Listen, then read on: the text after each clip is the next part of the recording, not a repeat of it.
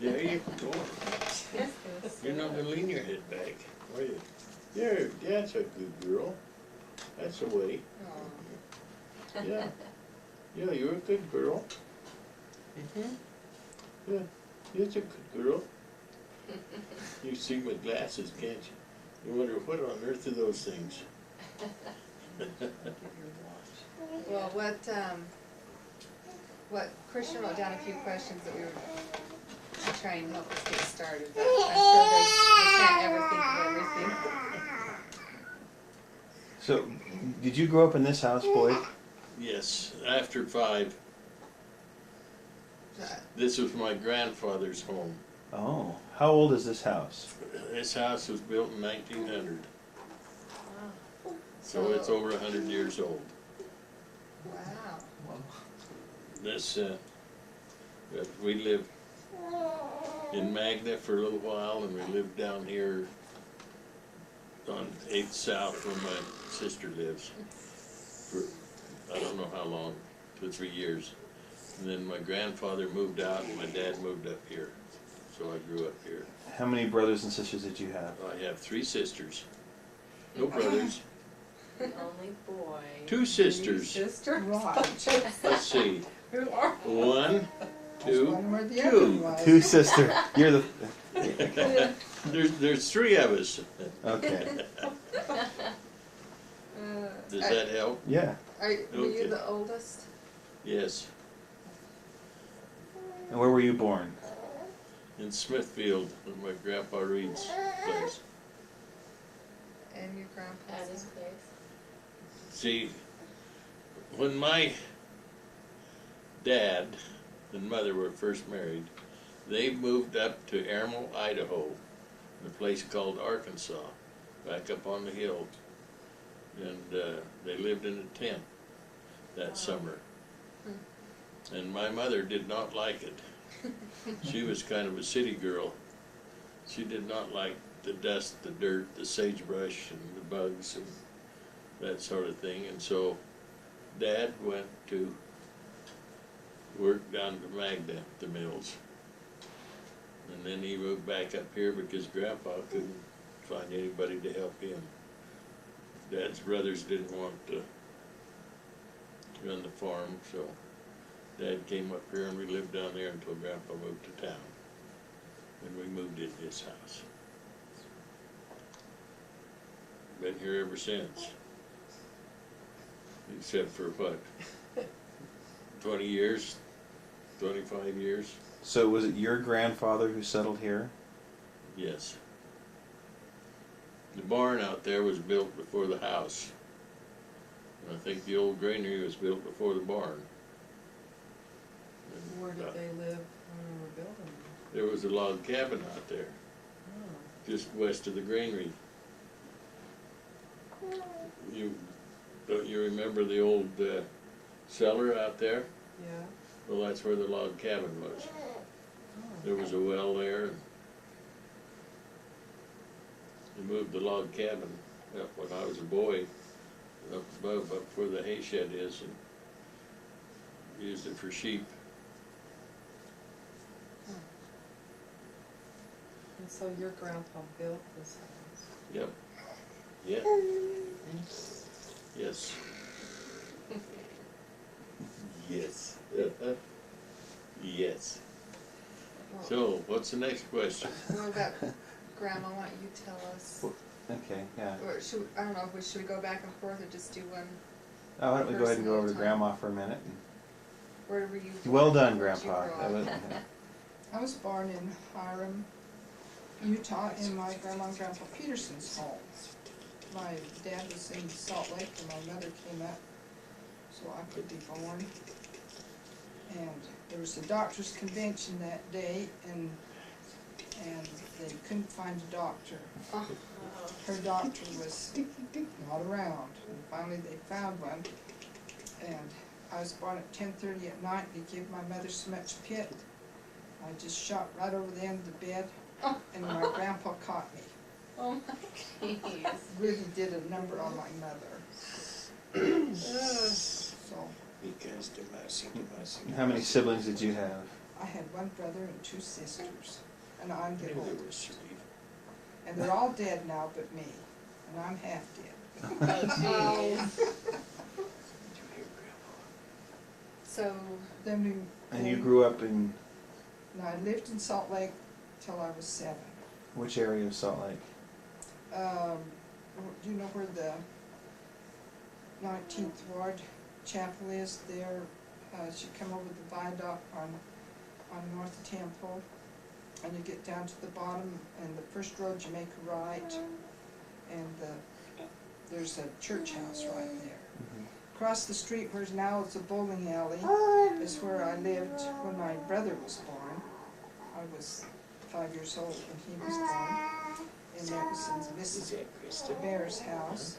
She's the one that my sister and I had a little dog named Boots, and she would walk on her back feet and push the doll buggy, and we'd dress her in doll clothes.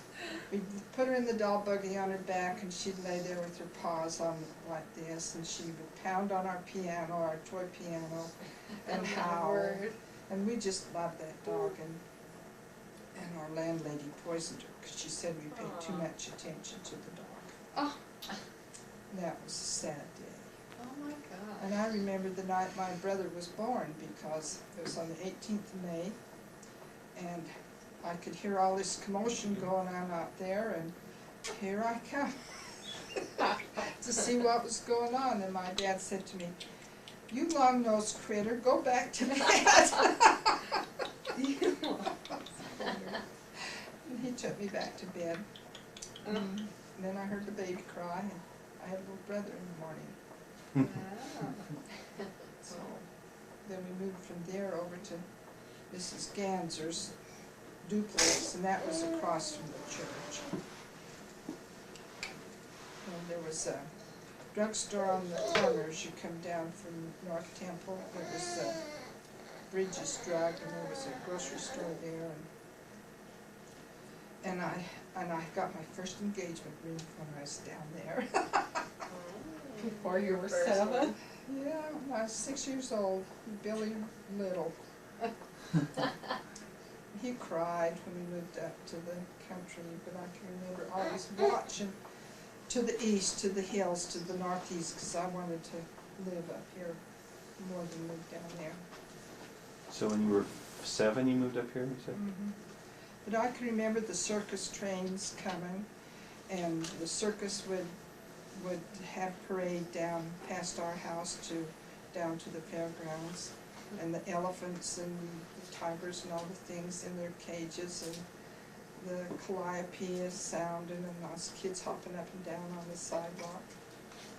We used to run out, when the streetcar went past our place, and we used to put the bottle caps on this, and then we'd use them for money.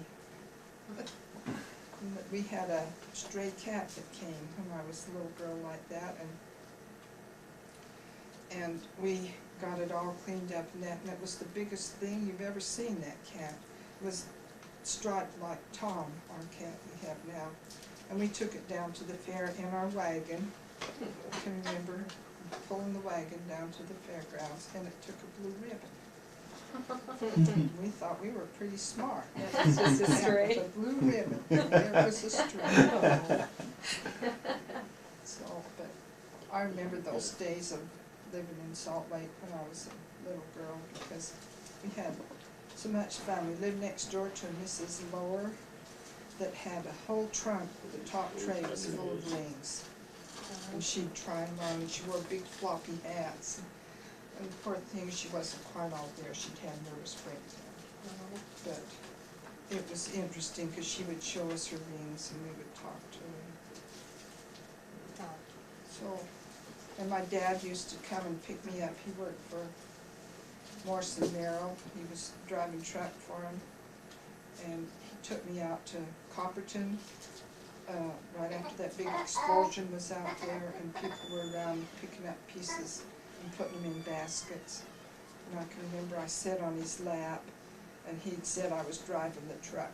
But I remember going out there, and I remember seeing a little finger of the person picked up and they put in the basket. So, but was down there that my mother had her surgery, had this thyroidectomy that was just a new surgery at that time. And the surgeon who was supposed to be the specialist had lost 9 people in a row. My mother's doctor said, "You tell me what to do, I'll do the surgery." And I can remember that night, my brother was 10 months old when she had her surgery. And I remember crying all night long, holding my mother's picture. And years later, she found that picture with all these tear stains on it. And she said, "I didn't even know you knew what was going on."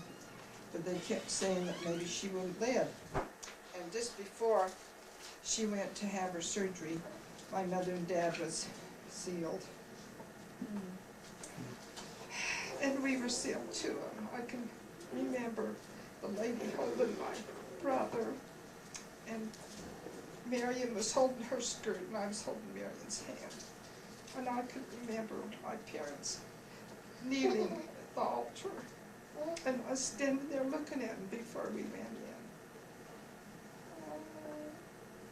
I wish it would be such a boob. And I can remember from that day on, that's where I always wanted to be married in the temple. That's right. What do you remember about your parents? What are some things you remember about your parents, Boyd? I don't remember much about them. They were parents. I had a mother and a dad, and I forgot to mention that both of my sisters were born in this house. Oh. I forgot that when you asked before. But Dad was always, everybody in town thought he was gruff and mean, but he wasn't. He was really a pussycat when you got to know him, but Mother was just a heck of a good mom. And I'd rather took a beating from Dad than I would a tongue lashing from my mother. But I got plenty of both. Are you naughty? I was always naughty. Always have been. Tell them about setting fire to the haystack, Boyd. Hello, Hi. everybody. We're right in the middle of taping here. Oh, It's okay, Yeah, you're part of the come family. sit down. We're Take a seat. hearing stories. So you set fire to a haystack? Yep, on the east side of the barn Grandpa. when I was a little boy. 5 years old. I was older than that. That's what your mom told me he was 5. They got mad because they left me home. Started the barn on fire. Didn't start the barn on fire, but Or it the sure did get a lot of smoke out of that haystack. haystack. Dad and Mother was Logan, and they come on the Leapin' Lena, the old train, electric train that ran through town. And Dad got up here and seen the smoke, and he ran all the way from down where the highway is up here. And then they couldn't find me, because I got scared and hid under the couch in the room in here. So they thought I was The burned up bed in the over in fire. that corner. Oh, So what'd they do when they found you? I've told you I've had a lot of tongue lashings and beatings. No, I don't think. I even got a whipping out of it. They got the fire out. Maybe the hay was green. I don't know. It smoked bad. tell them what you used to take for lunch to school. I used to take lunch to school. Well, we were poor. We didn't have much. And you probably wouldn't even believe that, but you see, Dad would work for a pound of butter a day. He'd go clean chicken coops or whatever it was during the Depression. And in those days, everybody always had beans. You had a pot of beans cooking on the stove 24 hours of the day, it seems like. Grandparents the same way. And so Mother'd make bread and put butter on the bread. we mash these beans up and put it on for a spread, and that's it. Had a mashed bean sandwich for lunch. And if they happen to have a little money, well, I'd run over from Park School over to the store, and for a nickel I could get an orange and a banana. An orange and a banana for a nickel. But we didn't have very many nickels. I had a bicycle when I was a boy, and they couldn't pay for it, and they come and took it away. That's how poor we were. I don't know where Dad raised the money, but he went and got it back. So, is that old red one that I got? Yep. Old Ivor Johnson. We had no money, we didn't have anything. But, well, Dad'd go hunting all year round, and there was many a deer hide I'd see stuffed under the barn floor out there. When he'd kill a deer and out of season and stuff it down there. Or he'd go up the hills up here with a 22 and get pine hens. Grouse. You know what a pine hen is? Fool's hens, we call them. Anyway, that was what way we lived. Big gardens. Had a lot of gardens. They planted a lot of vegetables. We dried corn. Here on the south side of the house where that room is, that was a double porch. There was a porch that went out here, and there was one upstairs. There was a door that went out on top. And then they used to put the corn up there on the top porch until I tore it down when I was a kid. Told you I was mean. Why? Well, it was falling down. It was a hazard. So one day Dad says, I wish we'd get that porch down, so I went out and got the old Alice Chalmers tractor and pulled it down.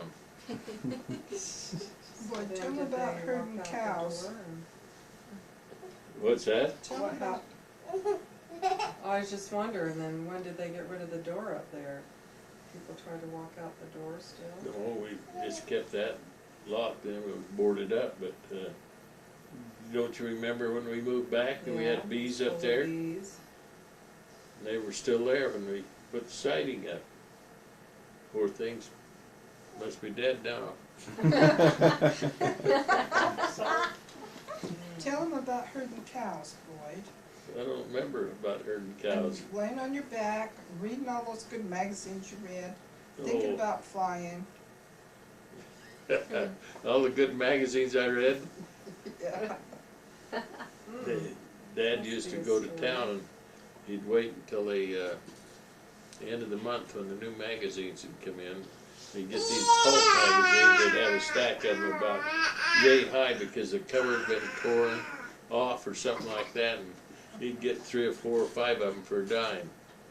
And they're all westerns. So I could lay out on the horse. I got so I could lay on when the horse was bareback, I could just lay back on the horse and read or find a shady spot while I was herding cows. Read everything there was in the library. Every Tarzan book, everything that was interesting to me. Oh, you read Tarzan books? Oh, yes. I read all them too. A.E. Marriott's War of the Worlds, and all kinds of, there was lots of, done a lot of reading. Tell them about, But we didn't have scriptures, we didn't even have a Book of Mormon in the house. We had a Bible. And has Peggy still got that Bible, I don't know, honey. where that Bible is? Tell them what you and Claire did. No, I'm not gonna tell them about that. Come on, Grandpa. Well, the house where Peggy and Lauren lives in down there, right across the street was Claire Spackman's dad. And I was over in the field herding cows. And Claire had the land above us, his dad. And he was herding cows up there. So we'd get the horses over there and we'd race. And we'd fool around, and his cattle got out into the where they weren't supposed to be, and his dad came up the walk from down there, clear up there.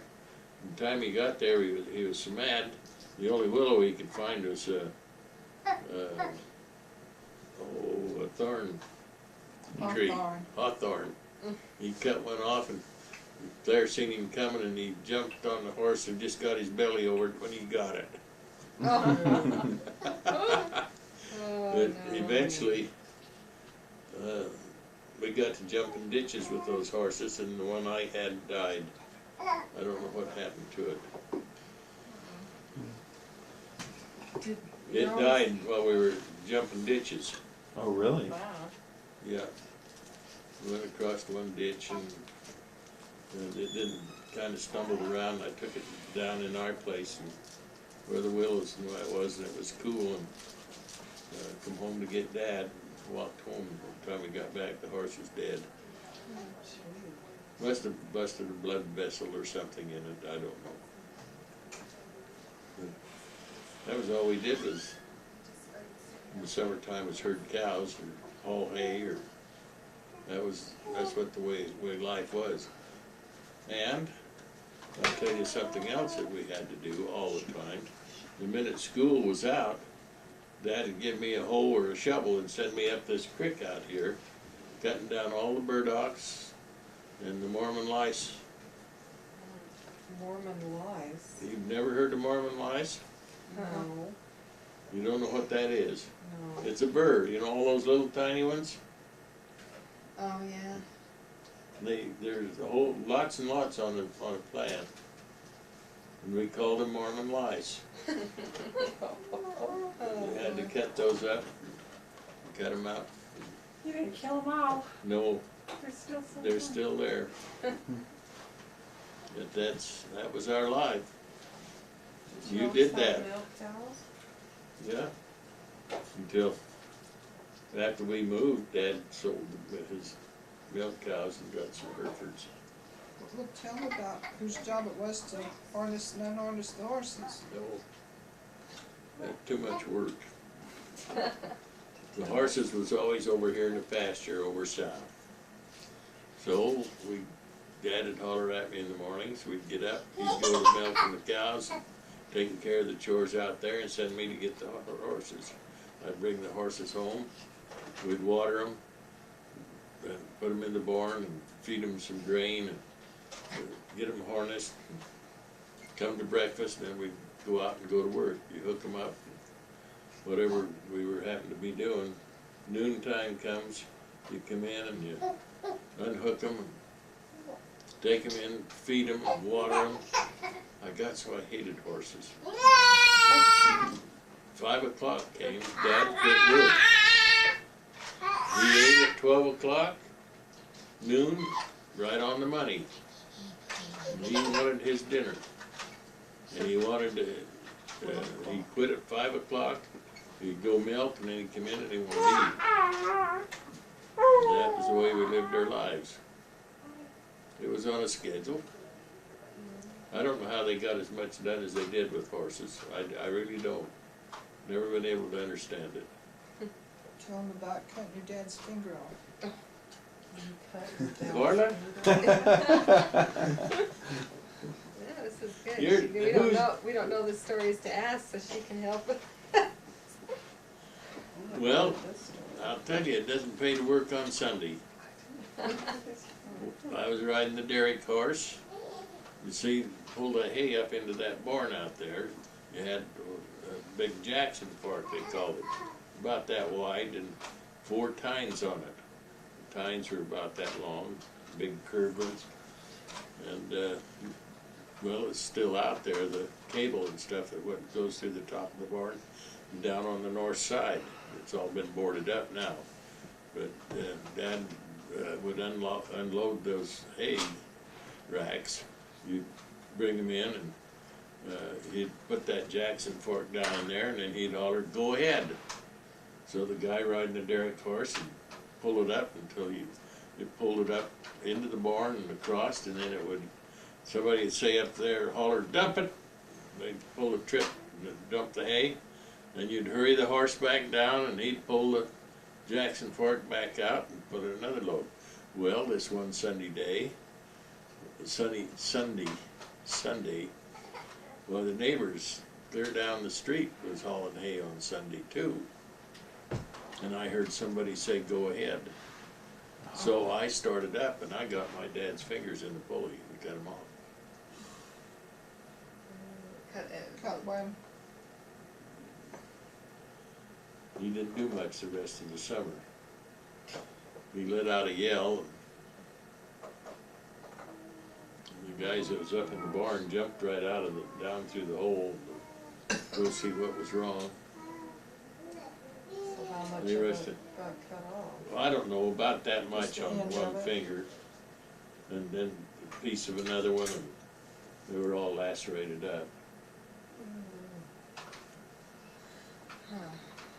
How old were you? Oh, I don't know, maybe 10 or something like that, or 11, or 12, somewhere along there. After all, the minute you could ride the horse while you rode the derrick horse. All you had to do, the poor old horse knew what to do. You knew when to start, when you'd hear "Go ahead," away he'd go. He'd go up and turn around, and you had to trot it back because he could pull that fork back out faster than the horse could walk. And he was noted for the fact that he could unload more hay than anybody in town. Whenever we hauled hay, why, instead of the guys, we would have maybe 3 racks, 3 teams, and 3 drivers, and they'd go out and you'd load up the hay from bunches and put it on that. There'd be somebody up there tromping the hay, she's tromped hay, tromp it down and see how much you could get on it. Then you'd bring it in. Well, usually the guy that drove the team would unload. But whenever they came up here, Dad done all the unloading because he could unload them so fast. They'd bring the team in and he'd get on the other hay rack and unload that one. And they'd take the empty one away and start filling it again. You usually have anywhere from 2 to 4 guys out in the field pitching hay onto these racks. Is that Hunter in here now? Yep. But that was the way life was when we were kids. So it was no wonder when I got mad at horses and didn't like horses. Because of all the work it took to harness them and unharness them. How do you feel about bell wagons? Well, that depends on who's running them. Is that But, too dark now? It's a little bit darker. Let me turn this lamp on. Sure, yeah. It'll be okay, I think. Just too much getting hot there. But Uh, you worked, Okay, go ahead. Sorry. you worked and worked and worked. So when I was out herding cows, I see this Western Airlines airplane flying over. And I said, boy, that's what I'm gonna do. And when I was in the 8th grade, I sent away for a set of instructions on how to fly in 10 easy lessons. No, really. That's what it was, and I think I've still got them. I think they're out there in that suit, in that trunk out in the barn. They were accurate. They were not, when I actually got to flying, those things were actually the real thing. But kind of interesting, those things, how to fly in 10 easy lessons. We had a captain from Denver over at Casper, Wyoming. Why, he had a set, only his was bigger. And he'd climb on board the old DC-3 and walk up between the passengers. How to fly in 10 easy lessons, lesson number 3. Go get in the cockpit.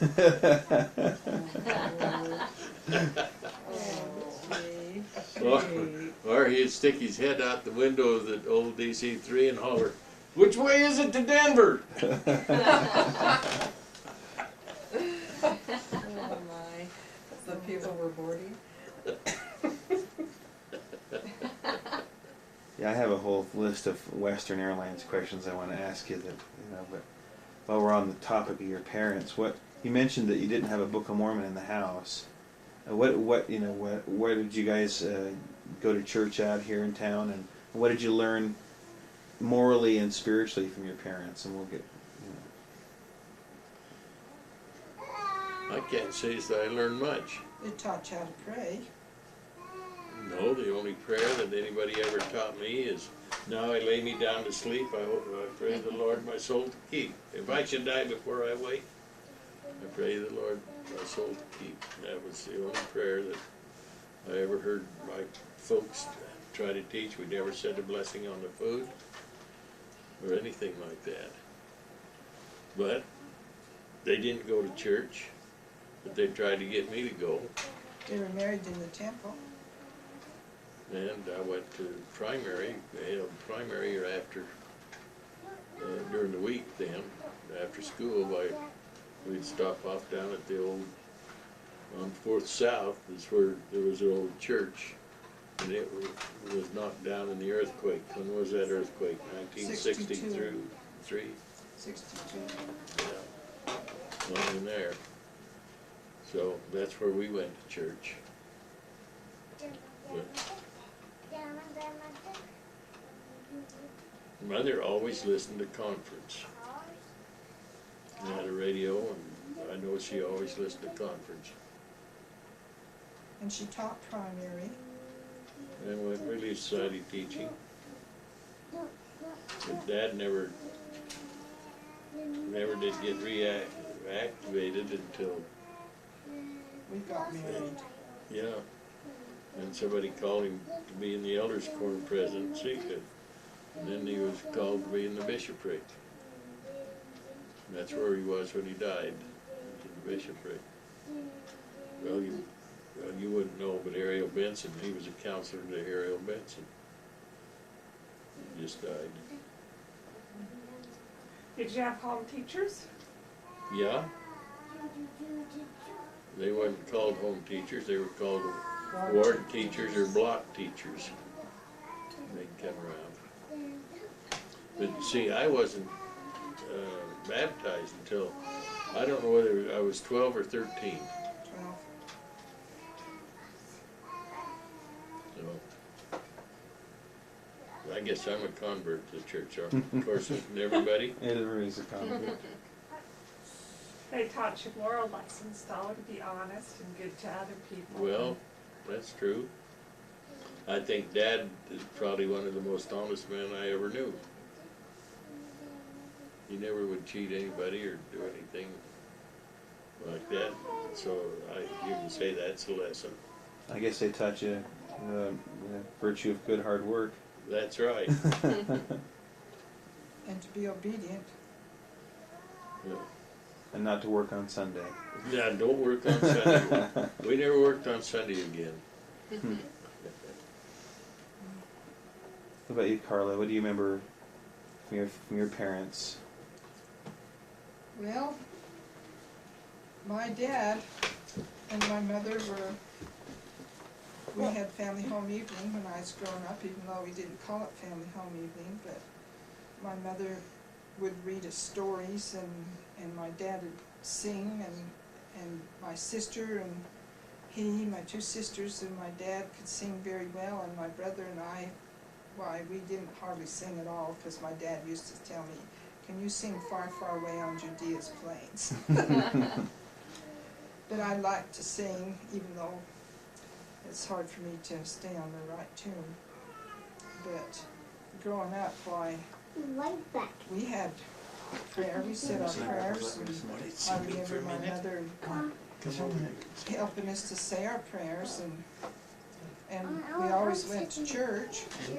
We lived across the street from the church from the time I was a little girl until I went into nurses training. Sorry. Big. What's big? Doggies are big. The doggies. Doggies are big. Kids, doggies. Just- Oh boy. To go sit on Grandpa's lap for a minute. Oh, go on in. That's all Maybe, right. maybe after we're done. Okay. But we had the scriptures, and I remember when I was in 8th grade, I would sit up with my feet on the oven door, because that's where it was warm, and eat apples and read the Doctrine and Covenants, and I used to get so scared I didn't dare go to bed. And for the life of me, I can't remember. I was talking about the last days, you know, and that's what scared me so bad. And I can't remember why it did, but it did. But that's what I remember about reading the Doctrine and Covenants. And, well, Boyd went to seminary. You went to seminary, Boyd. Yeah. And I went to seminary when it's in, and growing up, my mother was president of the Mutual, and my dad was really active when we lived in Salt Lake, and when we moved back up to Hiram, why, my grandpa and the bishop had been feuding. And so he wouldn't give my dad anything to do, and so that made my dad feel really bad. But he did sing in the choir. He had a beautiful singing voice. And he loved to dance. He won prizes dancing and roller skating, and he got a scholarship to go to the Brigham Young Academy to play basketball. But when he was in high school, and he and Principal Adams, who was principal when I went to school, he kept getting on my dad, thinking everything that went wrong down there was his fault, because he usually was in the middle of it. So my dad quit school, so he didn't go to the Brigham Young Academy to play basketball. But he was always there, and he never, ever would let any of us kids be disrespectful to our mother or be disobedient to her. That was one thing he just would not tolerate. And I can remember times that, you know how kids do, we used to go down to the big ditch. It only had water about like this, but we used to go and mud wallow mostly to cool off. And my mother told us this one day we couldn't go, but Marion and I went. And we got just about to the gate to come in, and there was my dad with the willow. And he switched us on the legs, and you never heard such howling in your life. Because we had been disobedient to our mother. And like Boyd said, I'd rather my mother could tell me something than make me feel so bad if I'd done something she didn't think I was supposed to do, and she could just talk to me, and that was worse than getting a switch on the legs by the willow. But my dad used to send us out to cut a willow and bring it back in, and he'd go like this with it. No, this isn't big enough. Go back and get another one. And by the time we'd come back and forth a few times with the willow, we had cried so hard that we never did get the spanking.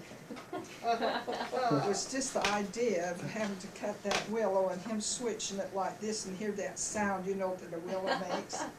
That was sufficient. So, and I can remember one time, Marion and I were sitting on the floor playing jacks, and as kids are and do, we was arguing. You fetched, no I didn't. You touched that jack, no I didn't. And we was doing that back and forth, and my grandma was there, and she and mother was doing something, I don't remember what it was. And right by we were sitting like here, and the kitchen door was right there to the outside. This big loud knock came on that door, and shook the door, and we looked at one another, and my grandma came and opened the door, and there wasn't anybody there. No, she walked around the house, looked up and down the street, there was no one there. And so my grandma, she said, this is what happens when you quarrel. She says, Satan just telling you, you better knock it off, he's gonna take you with him. Oh, But to this day, I don't know who knocked on that door. huh. And my mother, we were talking about it one time before she passed away, and she said she never did see anybody when they walked around the house. She don't know who knocked on that door either. But somebody did. And was sleeping upstairs, and our bed set kind of so there was a space like this on the side next to the wall, and then it went into the next room. There was a hall, and I remember waking up, and there was this lady standing right there at the side of my bed, and she never said anything. And I blinked my eyes, and I sit up and looked at her, and she just backed up and went in the other room, and I got out of bed and went to see where she went. There was nobody there. I ran back and jumped in the bed and pulled the covers over my head. That scared me then, and so the next day I asked my mother if somebody had come upstairs, and she said no, and I was looking in the newspaper, and there was this obituary of this lady. Her picture was in the paper, and she had been raised in that house. Only thing we can figure is she'd come to see the house where she had been raised, and I saw her plain as day. She looked just like that picture in the paper. Well, there were some more things that I didn't tell you about. Yes, I went to seminary, but I didn't learn anything. I went through high school, I didn't learn anything. I never took a book home in my life. Never studied. Not once. Did you have report cards? Oh yeah, What would you get on them? I don't know. Well, you I probably passed. you probably kind of figured you didn't need to know anything. You didn't, anything you didn't need to know in a cockpit probably wasn't. Well, that didn't really figure into it at that time. But I just didn't study. If there's something I didn't like I took a chemistry class when I was a senior down here. And I didn't like it, I couldn't learn it, so I just didn't go. I went and transferred to a shop class. And the chemistry teacher says, come and got me, and he says, hey, you come back to class. He says, I've never failed a student yet. I said, but I'm not learning anything. He said, I've never failed anyone.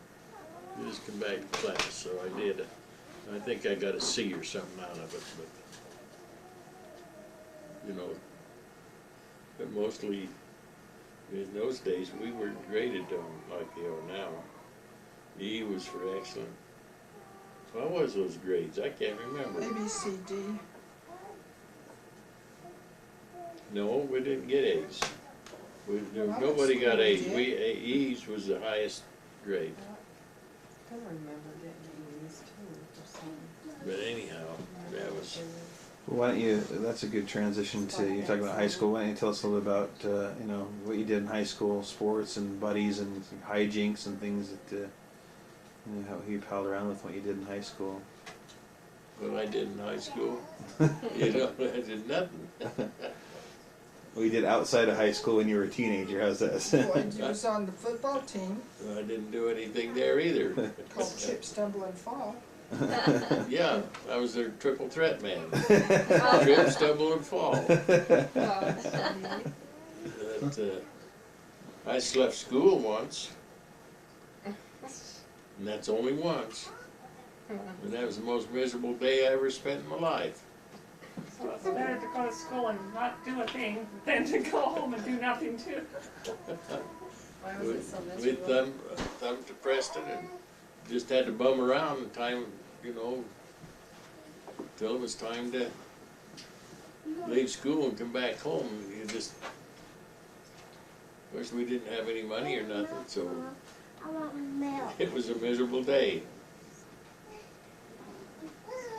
Scouts, Should we take a time out here for a minute? Sorry to go here. Look at that, and it's gonna take our picture. No. Yes. Don't you want our picture taken together? No. Me and Hunter? No. Well, you're such a good-looking boy.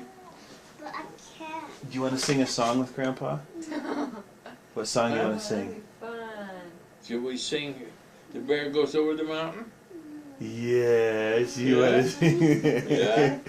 How about that? You want to sing that, Hunter? That's, The bear. the bear goes over the mountain, the bear went over the mountain, the bear went over the mountain to see what he could see. And all that he could see, and all that he could see was, what did he see, What did Hunter? he see? Basketball. That's right. Basketball. Now we changed for a whole year. Yeah. Tell Grandpa what your name is. Hunter. Hunter? Leonard. Oh. And you got a little sister? What's her name? What's Kaya's name? Kaya and Leonard. Stop behind her. Oh my gosh. What's my name? Sissy. Lisa. Kristen, bring her to Lisa. Lisa. Lambert. Leonard. Yeah. And what's mommy's name? Mommy. That's right. It's Mommy, isn't it? Leonard. Mommy Carrie Ann Lambert. Usually he'll say Carrie Ann Hunter Lambert, but he just laughs. Okay, I'll let you down. Because he thinks it's Thanks, funny. Hunter. What's We that? both have What's the that? same That's a name. house. That's a house, that's right. That's not a building. You want to go play with your cars again and listen to Grandpa's story?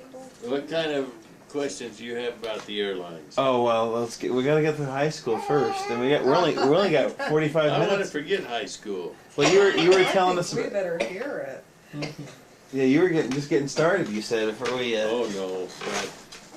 I just wanted to tell you about Sleffen School was all. you left school and had a miserable day, Yeah. and then there was Why was it miserable? Well, I already told them. You weren't listening. You didn't have enough You know, to do. you weren't listening. so who did you pal around with? You mentioned the Didn't have any special friends. I lived too far out of town. well, didn't you have You one know, down the street here that you went horseback riding with? Dad. What about Daryl Smith? No, now I tell you, Who I called did you not Vid? I did not have any special friends. Yeah, I went to school with a lot of with the guys in town, and I was friends with them. I was in the same, class and all this sort of thing, but I never had a special friend. I never got invited to a birthday party. I never had a birthday party. One night we were going to have a weenie roast up here, and invited, and nobody came for my birthday. That's right. Why didn't And they so, come? They went to another birthday. and I'll tell you, But you did I something. was never treated very well. I'm serious about this. For instance, when I was a scout and that sort of thing, well, they'd go to MIA and they'd take us roller skating or something like that, and so they'd bring us back and they'd go down the other street, but they'd never bring me home. They'd dump me off down here and I'd have to walk home. Everybody else got a ride home.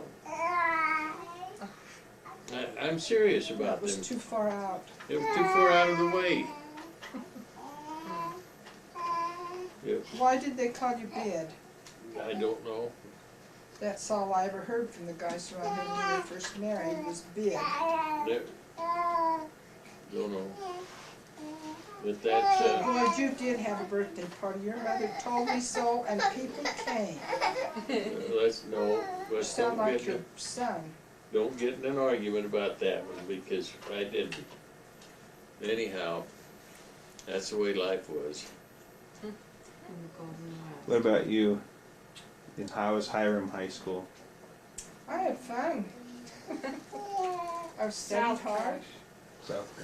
Yeah, South Cache. Good old South Cache. Now, did you two know of each other No. back then? Couldn't talk to anybody from North Cache. You went to South Cache. Good heavens, they're your enemy. Yep. And Logan was the enemy to both of you. That's the only time South Cache and North Cache pulled together was against Logan. I might just interject there about not learning anything. The first prayer that I ever gave in church, she wrote it for me. Oh, where? Yep, I didn't know how to pray. I did Grandpa first prayer after, when he started getting They reactive. called and wanted me to give a prayer and closing prayer and sacrament meeting. I had no idea how to. So she wrote me down one and I read it. Huh. So you can see what I learned. You've come a long way, baby.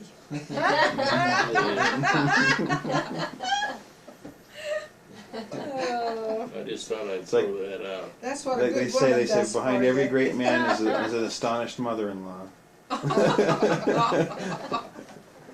Oh, you want to know about my high school? Yeah. Okay, in the 8th grade, we didn't have valedictorians in 8th grade, but I read a story about Socrates' Catechids cat. Remember that little book Carol Ann used to read you those stories out of? I read a story in our graduation exercises. And then when I was a freshman,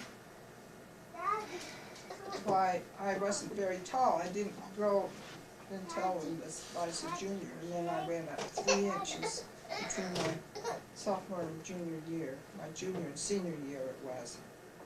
And I got good grades in school because I studied. I carried books home all the time.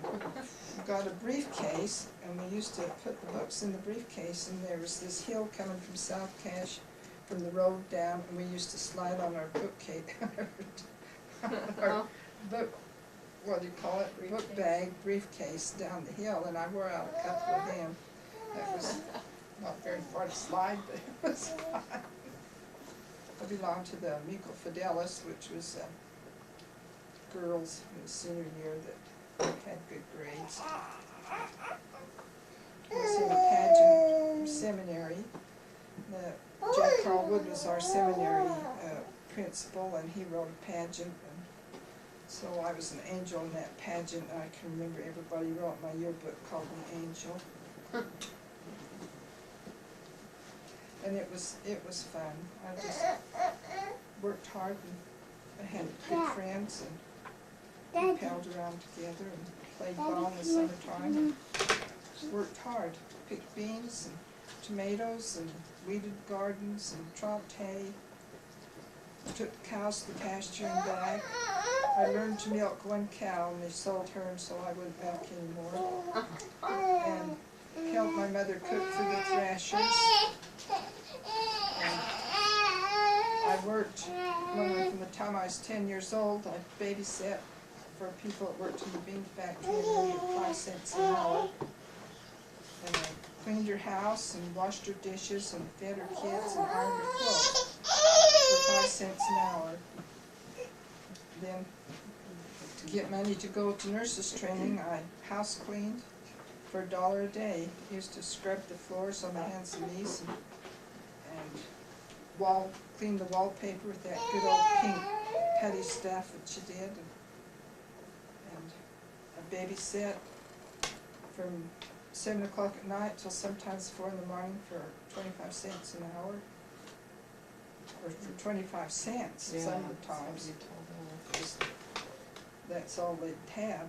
Because when we complained about getting 25 cents an hour. Yeah, and I said babysat for 25 cents. But for 10 cents, you could buy one of those big, what'd they tell you they used to call them? Mellow bars. Mild mellow bars. And that was a treat. They'd be big, you know, like the big Hershey bars are now, only they'd have little squares in them. And they were only 10 cents. And that was a lot. And everybody could go to the movie when they was a kid for 10 cents, but me, because I was taller than the rest of them, they didn't think I was under 12. So, but we used to take eggs, Kristen, we used to take eggs to the store and trade for candy when I was younger. That used to be fun. Hopefully you didn't break the egg before you got to the store. Didn't you tell us a story once about going on the Leap and Lena to town when you weren't supposed to? No, I left school once. Everybody else left school, and it was beet harvest, and we're supposed to be going to school anyway, but this one year, they was having a tournament in Salt Lake for the region, you know, the region, our school had gone down there, so the kids that could go down there were excused. The rest of us were supposed to go to school. So we decided we wasn't going to go to school. So we walked along the Leap-Lena tracks over to the highway where the White Bridge was, then we walked over along the highway to Logan and went to visit one of Venice's aunts. There was Venice and Elsie, and I think that was just the three of us that went. And then we had to walk back, and I'd left my books at school, so I had to walk clear down to South Cache, and when we were almost, just going down the hill there where, into town in Hiram, somebody gave us a ride out to the South Cache. But then we had to walk all the way back, and I had to carry my books. And I got home, my mother wasn't feeling good, my sister said she wasn't feeling good, she couldn't do anything, so I had to fix the supper and clean up the dishes and wash the dishes, and I didn't dare tell anybody how tired I was. See, sloughing school wasn't very fun. That's the only time I ever did that. Graduation. Everybody should have had do it once and have a bad experience. Oh, but if you go skiing, it's not bad. That's gonna be pretty fun. Now, Carrie Ann told me as you mentioned already, you got your first engagement ring at age 6, and then you had quite a few suitors. Was that during the war that you had all those proposals, or was that so that started in high school too, or Out of high school. out of high school? Yeah, in high school all the boys were short. Except Edward, and he'd always dance with me. Tell them how many proposals. Why? God. How many proposals? He was my 35th. 35th? God. Well, you know, boys are funny. They see a good girl and they're going to war, and so they want to have somebody to come back to. So they ask you to marry him, and you're nice enough to tell them no. So how did Grandpa propose to you? Oh, brother. He never did. We dumped Hank Berbert out of the car, and he drove to the next street light and stopped the car and took the ring out and put it on my finger and says, "Don't you talk to any other man." I said, "Well, why not? I can say hello to him." He says, "You cross the street." You gotta be firm. Jeez. When did you first meet? I guess. Oh, dear. I'll tell it. You don't tell it, Ron. He furbishes it too bad. Stan Atkinson and I was flying in the Air Force in the reserves. This is well after the war. We'd been down to Hillfield. It was in the fall, the spring after we were released. What year was this then? 1946, 47? 47. We'd been down to Hillfield flying in the reserves. And we come back, we had our uniforms on, driving through Logan, didn't know what to do, and we seen these two girls walking down the street, pushing a baby carriage. So we followed them a ways, and then we pulled over and You talked thought I to was them. 16. I thought they were just little San Quentin quail, we used to call young girls. That's what? Yeah, if you fool around with those Young 16-year-old girls, well, you get thrown in jail. So you call them San Quentin quail. But that's how we met. She kept insisting that I come to see her that night, so I did. Oh, what a bald-faced line that was. Well, we'll hear your side in a minute. ready to hear testimony from. Go go ahead, you go ahead and tell them your lies. Mine's the truth, brother. Him and this Stan, Jerry, she liked the boys. And we'd been pushing the baby buggy, pushing it and then running to catch it. It was Jerry's baby. Her husband had been killed in And the service. so we came back up and then we got back up to Stringham's and Jerry's mother said, I don't have anything for you to eat. So we went back up and Jerry lived, and we went around to the store, a skanky store that was there. And as we were coming back, here comes Stan and Boyd. What town is this? Where are we? Oh. And I said, Now, were they in uniform? yes. I said, go home to your wife and kids. And he said, I don't have a wife. And I And I said, don't know how many kids. Is that what you said? and so they kind of pulled up and Jerry goes hopping over there and sticks her head in the car. And I stayed on the sidewalk. And then she said, she started getting in the car and I thought her mother will blame me. I always got blamed when she got in trouble. It wasn't me, it was her. And I thought, well, if I don't go with and she don't get home. So they just took us around to her place and dropped us off.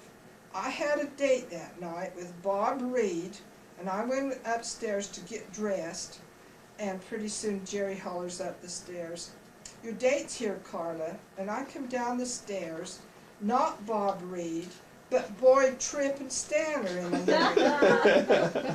And she called Bob and told him that I was sick and couldn't go out that night. So that's how I met Mr. Exaggeration over there. You gotta gas up his car. We went, so they took us up to Juniper Inn, up when it was up the canyon. He was very polite, he opened the doors for me, he held me in the car, Gentlemen, he you know, Air pulled, Force officers and gentlemen. pulled my chair out and helped me be seated.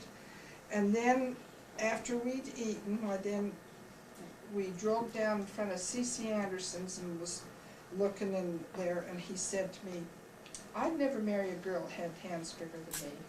So we measured our hands, and my fingers were that much longer than his. And then he was trying to tell me about the ionosphere, the troposphere, what's the other one? Stratosphere. Yeah, and he was trying to get me to bend over to look, and that didn't work. So he was having a hard time, and finally I said, it's 12 o'clock, I am like Cinderella, I gotta go home. And so he took me back up to Stringham's, and as I jumped out of the car, I dropped my gloves, and his mother found them in the car, and she thought they were Virginia Lee's, who was L. Tom Perry's wife, eventually. And then his mother said to me, later, she said, he asked me if he thought it was all right to marry a girl that was older than him. She said, well, it depends on how much older, and if you love her. And then, so he said something about me being a year older than him. Well, that's all right, that's not bad. And he said, do you believe about falling in love at first glance? And his mother said, well, I don't know. Anyway, then he always used to tease me and tell me the car just would accidentally turn up Hyde Park Lane when we'd go past it, because that's where Virginia Lee lived. So we'd be driving past and the car would kind of make a little turn, towards Hyde Park Lane. I finally had to sell that car. Gee.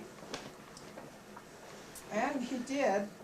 He never did ask me. He just told me the second time I went out with him, he asked if he could come to see me. And I said, you'll never find where I live. He said, well, just tell me. And so I would go home on the weekends, so I taught Sunday school class. And I told him where I lived. Well, he was a half hour late, so I just knew he wasn't coming. I had half of my hair, I hadn't washed my hair, I had half of it up in rollers, the other side was straight, and the knock come on the door. And there's Boyd. He says, I got lost.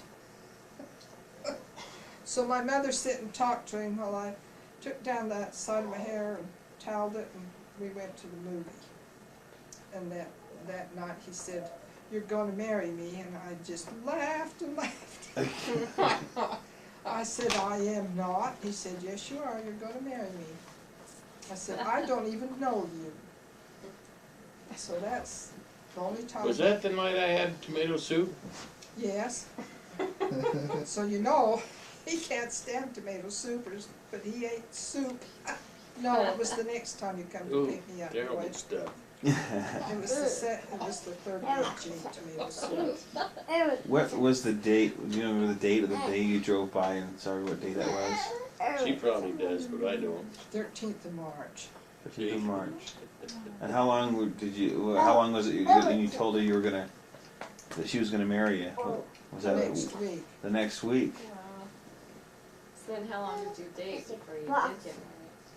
Well, we met the 13th of March, was engaged the 25th of April, married the What? 25th of June. Okay. Don't waste much time. I like that. We'd been married in May if he'd had his way, but I had my appendix out. Oh, wow. And that was so funny. I had my appendix out, and here's Dad sitting over there in a chair, and here's the bed, and then Bob Reed comes in. And so he's standing at the foot of the bed, Dad's sitting over there, and those two are just glaring at one another. And I'm trying to talk to keep peace, you know. But you had all these men hanging around all the time. That was funny. So, of all the suitors, why did you pick him? I mean, Because he was the Now most. let's go get personal. Well, because I was engaged once before, mhm.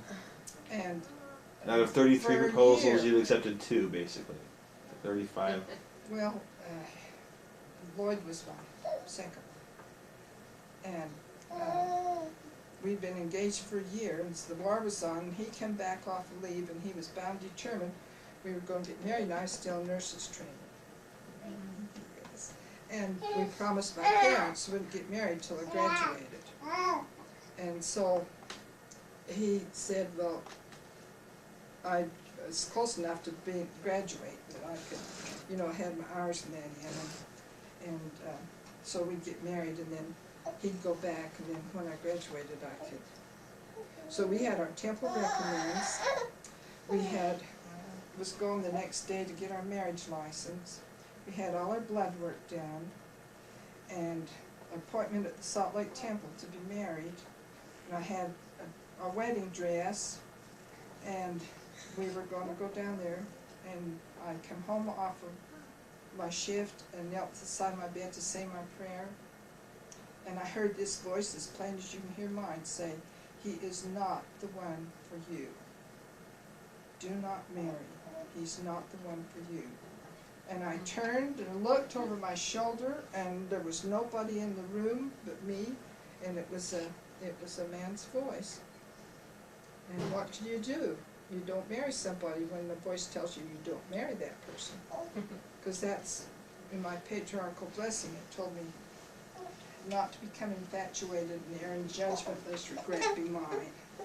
That the Lord had a companion for me of His choosing, who was honest and trustworthy, and bore His priesthood with dignity. And I should pray and listen to the voice within. So, you And must so- have prayed about it. Huh? You So- must have prayed about marrying Dad then. I did. I knew he was the one. Yeah.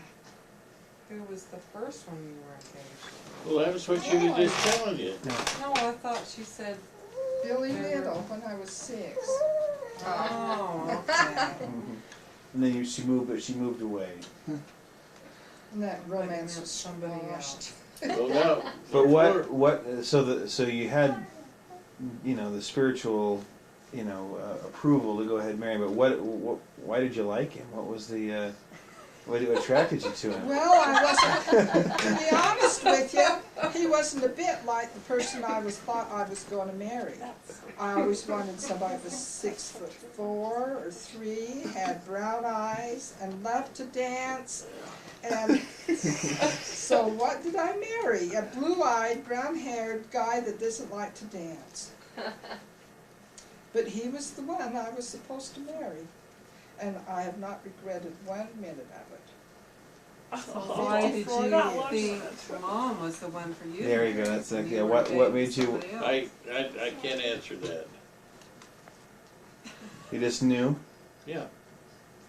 Oh, you're supposed to say, because she was so gorgeous and she was everything I dreamed No. of. Come on, say the romantic. No, because when Doris, his sister, saw me, she said, "She's taller than I am, and you've always made fun of me being tall." Has she had hands longer than yours? And I'm not gonna get into that at all. I just thought she was a girl to marry, so I married her. Something about it just Yeah. all right. I think that's what happens with a lot of people. Yes. Some don't, but there's something while you're here, and before I forget it, I wanted to tell you about a spiritual experience that I had yesterday. I think you don't tell these kind of things in certain, unless you're kind of, Should I turn this off? no, it's all right. But when we were on our mission down in, and I know I've told you this story before, and you've heard it before, down in Louisiana, why, we were going south one day down to Franklin, a little town, and a little voice says, "Don't go, don't go." So I pulled over to the side of the road and talked to her, and she says, "We don't think, I feel the same as you." So I turned around and went back to town, and going back towards New Iberia, I says, "What are we gonna do?" And finally, I don't know which one of us says, "Well, let's go see Cindy." Cindy was a member of the church, and she lived in a trailer house there. We pulled into the trailer house and knocked on the door. Cindy came to the door and she was crying, just sobbing. And she says, "Where have you guys been? I've been praying that you would come to see me." And while we were sitting there, we asked her what was wrong, and all this sort of thing. She says, "Well, I'm the only member of the church in my family. I can't get any of them to listen to me. They won't pay any attention to me. They make fun of me." Says she's getting discouraged. So while we were sitting there, she had a card table or a coffee table, and it had all these books and records and stuff on it. I says, "What's that?" She says, "Those are the parish records that I've been copying out of the parish here. And it's her ancestors." I says, "There's how you get them into the church. Get them things filled out and send them in." Well, she called us a couple of years after we got back home and says, "Elder Tripp, I want you to know that I've been sending these in." 12 generations. And so, yesterday at the temple, I was doing a seating of children to parents with a group. And on that, one of those cards, and they'd all been from Spain or Germany, or there was, I think, one card from England, and then there was one from Louisiana. And the one from Louisiana, I got to looking on it, and it says St. Martin's Parish, and St. Martinsville. and the names on it was familiar names that I had heard while we were down there. And I know that that was a record that Cindy had sent in. Just as well as I'm sitting here. That was one of her records, one of her that she had sent in.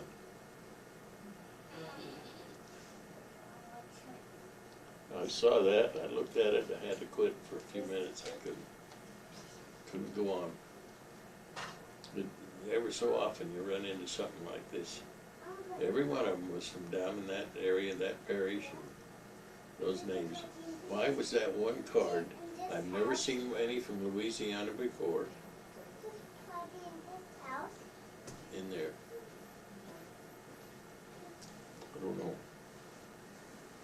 Pudgy's upstairs. But I thought I better tell you before, I because don't even know where she it is. might be another time that I wouldn't even remember it. Probably be forgotten. Yeah, 'cause he can't remember what they said in church. Tell me when he gets home. Except he remembered what Rachel said. And Sean. Rachel made me cry the whole time. Did she talk to them? Yeah, Rachel and Sean talked. Didn't know it. Rachel talked about the soldiers' freedom. We had a little, was it Rachel, the one that had the story about the song, the Marines?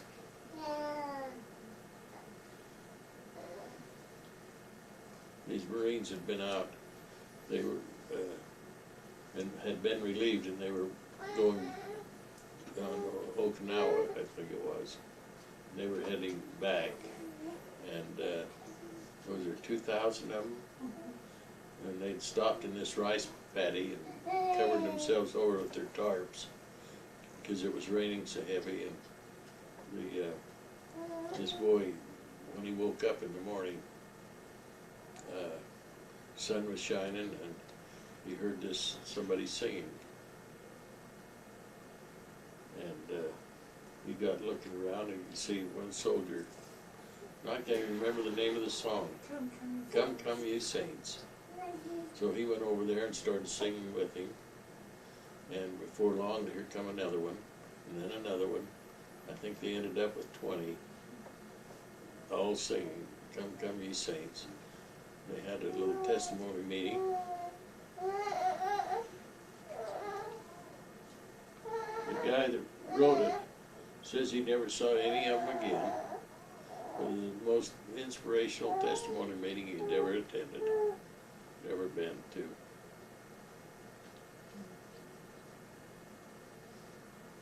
Lots of interesting things in this whole world. Yeah. That was what her talk. Now you've heard. I remembered it later. Oh, good. I can't remember everything. See, I don't know how, if Boyd's parents were very patriotic or put the flag